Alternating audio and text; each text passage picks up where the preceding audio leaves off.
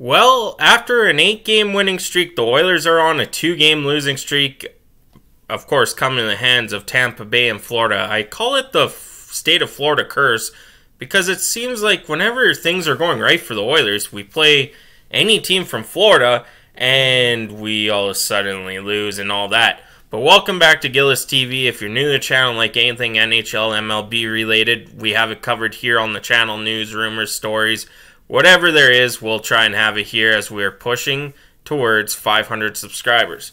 Now, as you can tell by the title, there's two players that the Edmonton Oilers need to deal with now before things get worse. And, of course, that's number one is Jack Campbell. Jack Campbell's having a horrible season in the NHL, let alone not even any better in the AHL. I think he's 4-6. We'll get to that in a minute.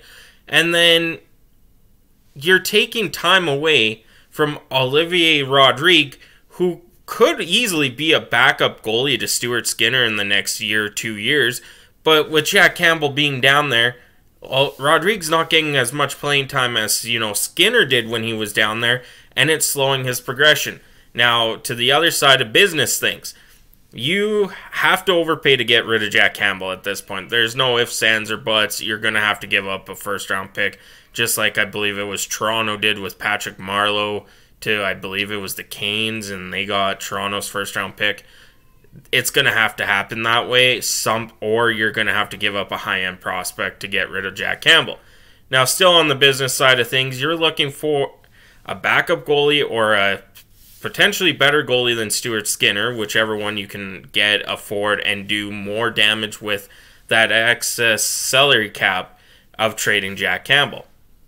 Now, with Jack Campbell, like I said, stat-wise, 4-6 in the AHL with a 3.46 goals against, which is under a goal against than he had in the NHL, but his save percentage is only .880 still, which is only 15 points higher than what his NHL stats are. And for the NHL, we all know he's played 5 games. I think he's won 1. Calvin Pickard has the same amount of wins as Jack Campbell does in less games.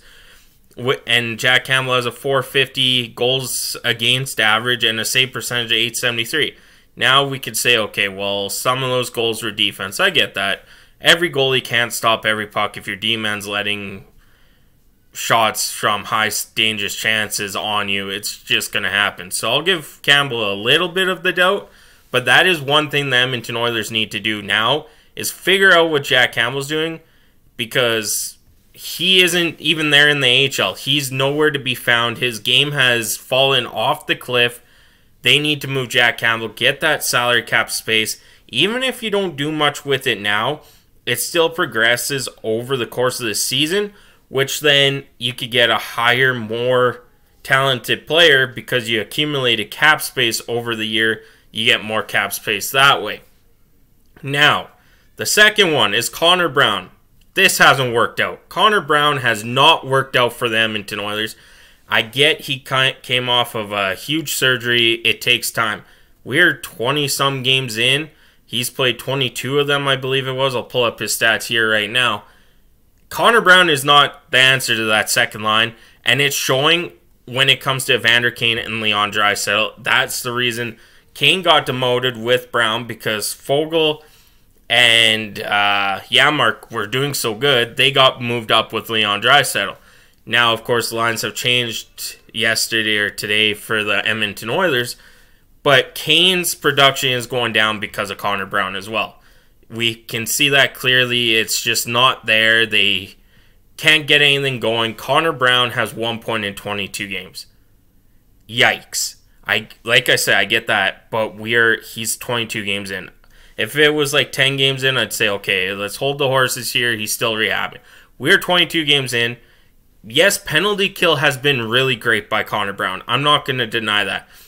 But he cannot be on the second line. So you either have to trade him or put him down in the third or fourth line so you still get that penalty kill options. He still gets 10 minutes of ice time a night to try and score because he's snake biting. He has 1 point in 22 games, which was an assist.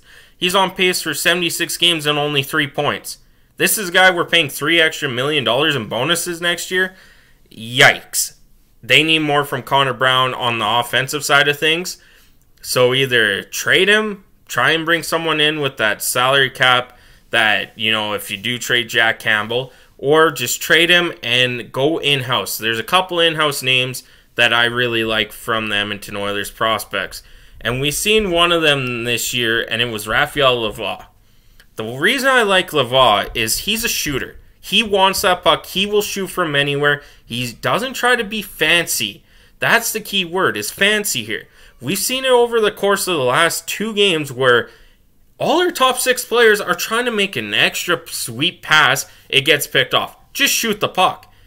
We did shoot a lot against Tampa Bay. I understand that. But there were times where McDavid could have shot and he tried to go backdoor or try to finesse a pass in there so someone else would shoot. Lavoie is perfect for that. Yes, he has 0 points in 6 games for the Edmonton Oilers. But that was playing 4th line minutes. Look at James Hamblin. He has stepped up tremendously under Knobloch, and also how his game has evolved over the course of the year. You give Raphael Lavoie a shot in the top 6, I bet you he will produce more than Connor Brown. Or there's other household names too. Like I said, in 6 games, Lavoie doesn't have any points. But in 14 games, he has 14 games in Bakersfield, sorry. He has 11 points. He's on pace for 38 goals in 67 games in Bakersfield. He has more goals than assists. That's the type of player we need, a shooter mentality, especially playing with Leon Draisaitl, who likes to pass a lot. I know he likes to shoot on the power play or rush down the right-hand boards and try and get a shot off. But if you can add Lavoie to that, I'm pretty sure it will make Leon Draisaitl even a little bit better, even if it's, 10 goals. That's all we're asking from these guys in the bottom 6, and whoever plays with Leon Draisaitl or that right side, just put 10 goals in. That's all we're asking. 10 to 20 goals a year. Hey, we're, as fans, satisfied with that if it's making us win games, and that's what we're missing from the second line, especially with Connor Brown in there. Now, you go to other names that haven't really got NHL experience, and another one of that is, I just got to scroll down to his game stats here, it all messed up, is Xavier Bourgault. Give him a shot.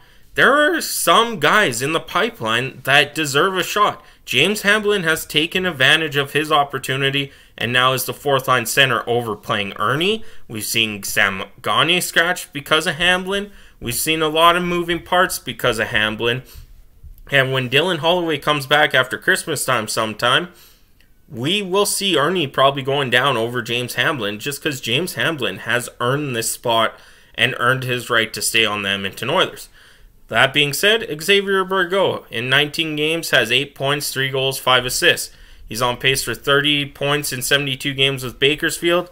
Of course, lower numbers on Lavoie, but could also be that key factor for the Edmonton Oilers on that right side. He does play center as well. So, a lot of these guys can go play that right wing on the second line or be that guy that pushes someone up in place of another guy. We do need Connor Brown to get off that second line. It is not working. And you know what? I laughed when I saw that. I think it was on Facebook, Connor Brown's highlight package, some guy just skating around on rollerblades falling over. It was quite funny because, you know what? This experiment has not worked, and it's one of the worst signings Ken Holland has done. Number 1 is pretty much Jack Campbell at this point, but that's another thing. Now, another guy that you could kind of look at is Ty Tullio. I think we drafted him 3rd, 4th round a few years ago. And in Bakersfield, he's had 5 games played. He has 3 assists in those games coming back from injury. He's projected to have 35 points in 58 games. Of course, all assists, but that will change once he scores a goal. So there's a couple guys that, could get really looked at. And Raphael Lavoie, I think, is the main one. Of course, we have Dylan Holloway coming back after Christmas from his injury. He was getting going there before his injury. That's 2 years in a row where he's starting to pick it up. And then an injury bug happens. Maybe he's the solution. Of course, there's always, if you could trade salary cap out and just get a late round pick or something back, there's that option. And I know a lot of people are going to be like, really? You're going to say this name? I'm saying Phil Kessel. Could bring some leadership. Has won Stanley Cups. Look what it did when we brought Duncan Keith in for Evan Bouchard, how his game grew. I think Phil Kessel, even playing 10 minutes a night, could really benefit this team. Now, I'm not saying that'd be my number one option. Of course, trying to trade for a guy, make salary cap room would be the number one option. Of course, going into the prospect pool in Bakersfield, then a guy like Phil Kessel that's on free agency could be a possibility too. But that's it for me today. Let me know in the comments what you guys think, because honestly, those two players I just named, their seasons have not gone well. I know the Oilers' whole season hasn't gone well, but when it picked up, those two were the names that still weren't getting it going. As I see Christmas lights out my window, that's why I keep looking, because it's distracting me. But thank you so much for tuning in. I'm Gillis TV. I'll catch you on the next one.